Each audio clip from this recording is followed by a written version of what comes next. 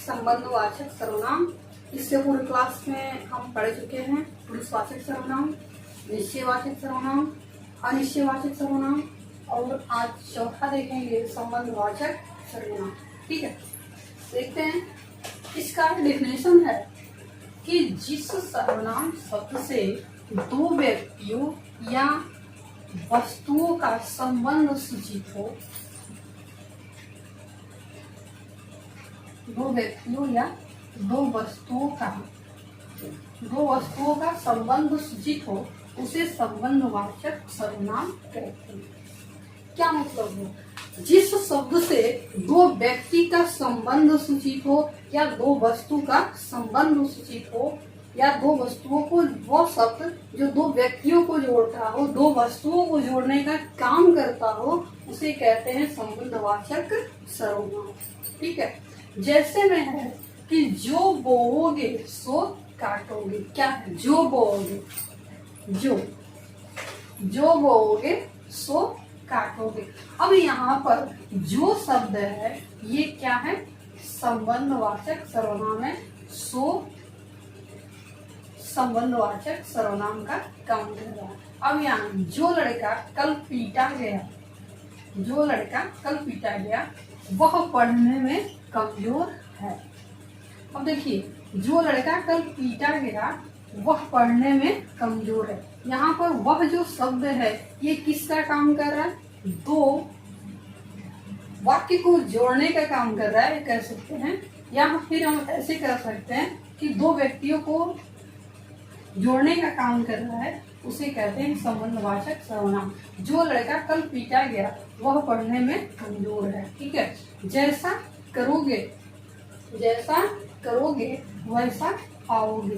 अब यहाँ पर वैसा जो शब्द है ये क्या है? संबंधवाचक सर्वनाम है।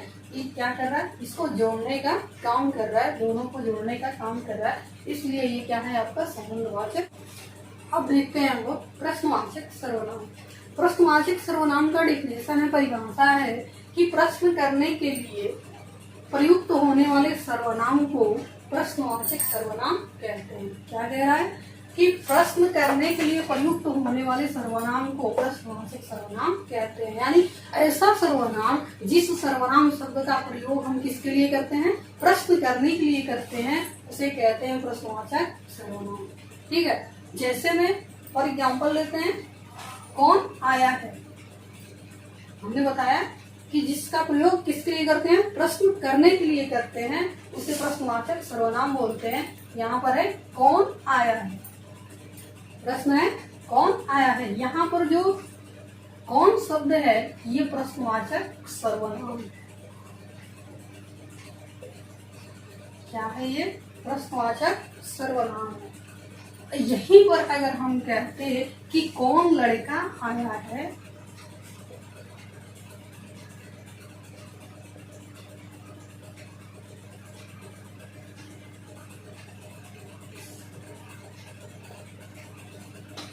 प्रश्न करते कि कौन लड़का आया है, तो हमने बताया कि किसी भी सर्वनाम के ठीक बाद अगर संज्ञा होगी तो वह सर्वनाम इस संज्ञा की विशेषता बताने लगेगा।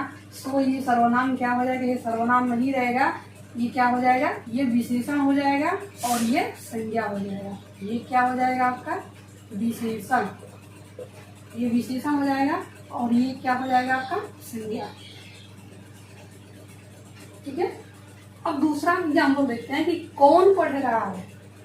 हमने बताया क्या कि जिस सर्वनाम का प्रयोग प्रश्न पूछने के लिए करते हैं उसे प्रश्नवाचक सर्वनाम कहते हैं। तो यहाँ प्रश्न पूछने के लिए कौन शब्द का हम कौन सर्वनाम का हम प्रयोग कर रहे हैं? कौन पढ़ रहा है, कौन पढ़ रहा है। अब यहीं पर हम कहें कि कौन छात्र पढ़ रहा है।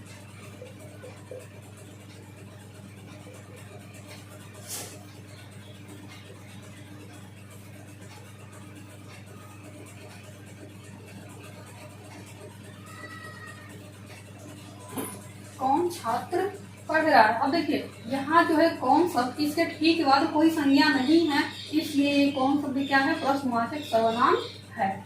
और यहाँ पर क्या है? कौन के ठीक बाद छात्र शब्द जो है ये क्या है, संज्ञा है। क्या है ये आपका संज्ञा है।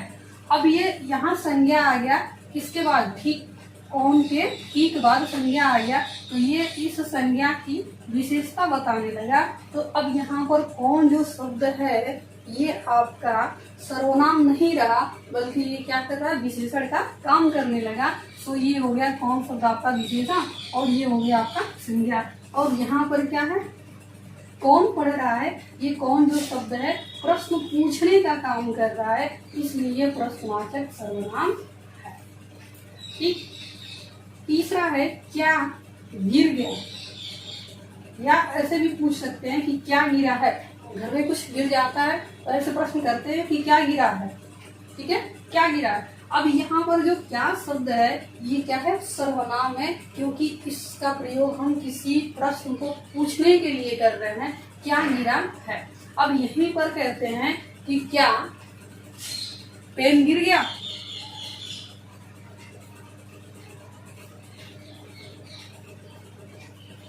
क्या कलम गिर गया।